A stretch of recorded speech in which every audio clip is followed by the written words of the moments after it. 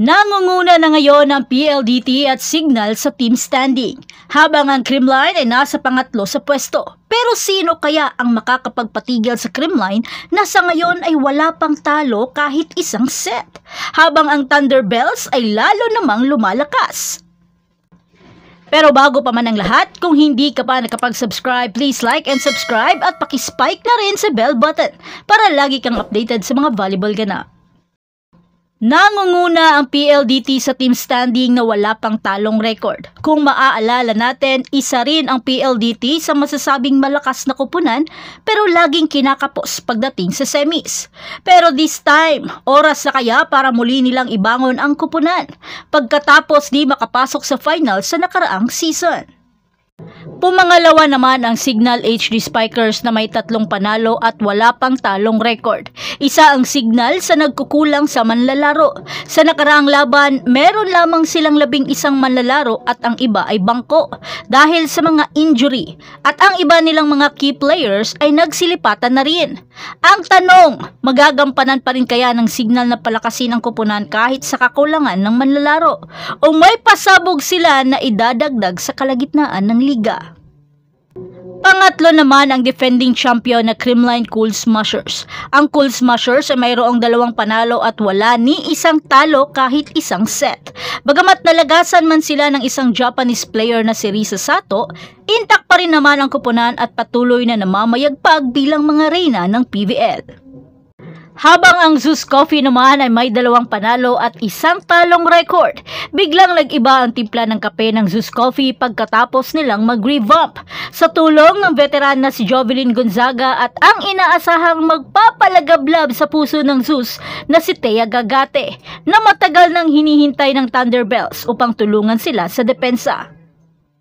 Kasabay ng Zeus Coffee ang Petrogas Angels, Akari Power Chargers at Cherry Tigo Crossovers ay may parehong 2 panalo at isang talong record.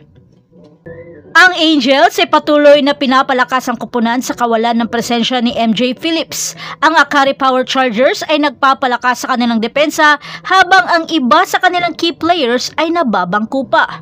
Habang ang Cherry Tigo ay nag-a-adjust pa sa kanilang bagong sistema sa ilalim ng pamumuno ni Coach Norman Miguel at sa kawalan ng ibang players tulad nila Ea Laure, EJ Laure at Buding Doremdes. Habang ang Choco Mucho ay may 2 panalo at 2 talong record na. Medyo kinakapapa na Flying Titans ngayon ang kanilang laro dahil sa kawalan ng ibang manlalaro. Halos mga lahati ang Flying Titans dahil sa mga injured na players. Habang ang Capital One Solar Spikers ay wala pang naipanalong laban at may 3 na silang game na natapos. Bagamat malaki ang potensyal ng kupunan pero mukhang kulang sa experience at isa pang firepower na magtatawid sa kupunan hanggang matapos ang bakbakan. Katulad rin ng Galleries Tower High Risers ay nananatiling walang panalo at 4 na laban ang natapos nito. Kahit na nandyan na ang bagong recruit nilang si Joanna Maraginot para mag-ambag sa opensa, pero gayon pa man mahaba pa ang liga at may mga pagbabago pang magaganap. Ang Next Led Chameleon ay patuloy pang naghahanap ng ritmo at ginagamay pa ang sistema ng Italian coach. At sa ngayon ay wala pa silang naipanalong laban pero lumalaban naman. Ganon din ang Farm Fresh. Nasa panghuli sa ranggo ang Batang Kupunan at hanggang ngayon ay hindi pa malaman kung kailan maipapasok ang mga veteran players katulad nila Rachel Andakis. At ang hindi pa malaman kung kailan makakapaglaro ang mga inaasahan nila sa opensa na sina Julina de la Cruz at si Lorin Turing naman para sa depensa. At ang pangarap na makabalik ulit sa paglalaro ay tila naglaho muna sa ngayon dahil sa draft system ng PVL kay Aloy Robbins Hardy. Pero sino kaya ang aangat? May pag-asa pa kaya ang iba na pumalag at baguhin ang kapalaran? At sino kaya ang kupunang ito? Kaya siguraduhin manood at huwag palampasin ang mga nakakapanabik na laban sa PVL All-Filipino Conference. At i-comment kung sino sa tingin ninyo ang magiging kampyon. At iyan ang lahat para sa ating update ngayon. Manatiling nga katutok para sa iba pang mga balita mula sa mundo ng Philippine Volleyball. Huwag kalimutan mag-like, mag-subscribe at i-spike ang notification bell para hindi ma-miss ang mga susunod na video. Hanggang sa muli, patuloy na mag-spike at mag-dig sa ating channel. Please! Hirap na ako!